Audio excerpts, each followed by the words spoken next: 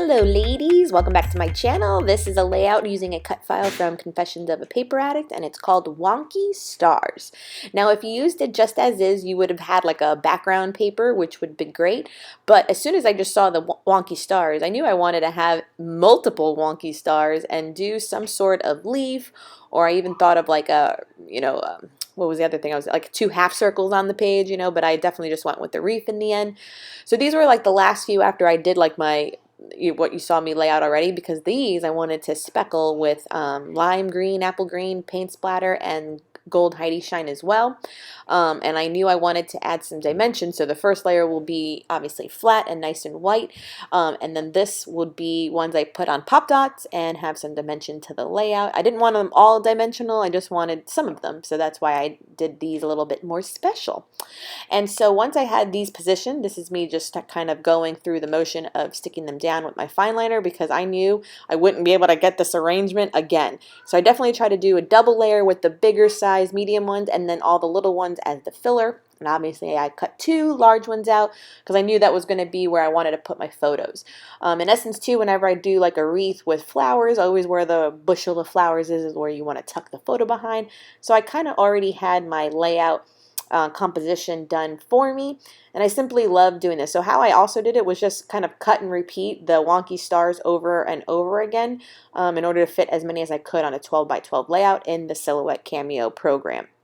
So it's easy to do probably in the Cricut as well. Then this background paper I'm using is an old collection from Webster's Pages. It's called Painted Passport, and it just happened to have stars in like a polka dot kind of layout, and it's this kind of like citrine green yellow, and I just freaking loved it for this. So this like came together very easily. Then again, I'm going through my stash here, and I happen to have this Rainbow Bright pack of sequences from Spiegelmom Scraps. Now this part was a labor of love because these little tiny little sequences were such a little pain to work with. So you see me kind of like putting a layer of glue and like dumping the sequins, and after a while I literally went around with my tweezers and individually placed them, because here I am with the tweezers. It was impossible to get them to stick. They were that small. So I wasn't trying to conscious of color. They're all rainbow colored pack. But like I said, this part was a labor of love for the layout, but I love the final result, having this sprinkled throughout it. It almost looks like a little galaxy through it, and it came together very easily. So you'll see on the close-up videos, the close-up pictures on how it looks on those different angles of it. It's just great. And then you'll start seeing me also get into adding the ones on Fun Foam to give dimension to the whole layout as well. So tweezer away I do, and don't worry, you won't have to watch me do the whole layout.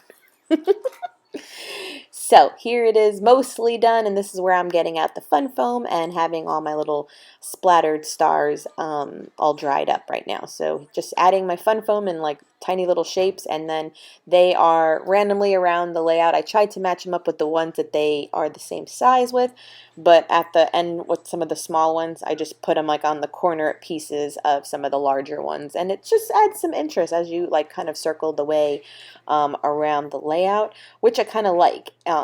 Having, I think my layouts always will have a little bit of dimension, and B, I like the texture from the sequence, because you can see how it gets like, rough in some edges because I have like a cluster of them going on.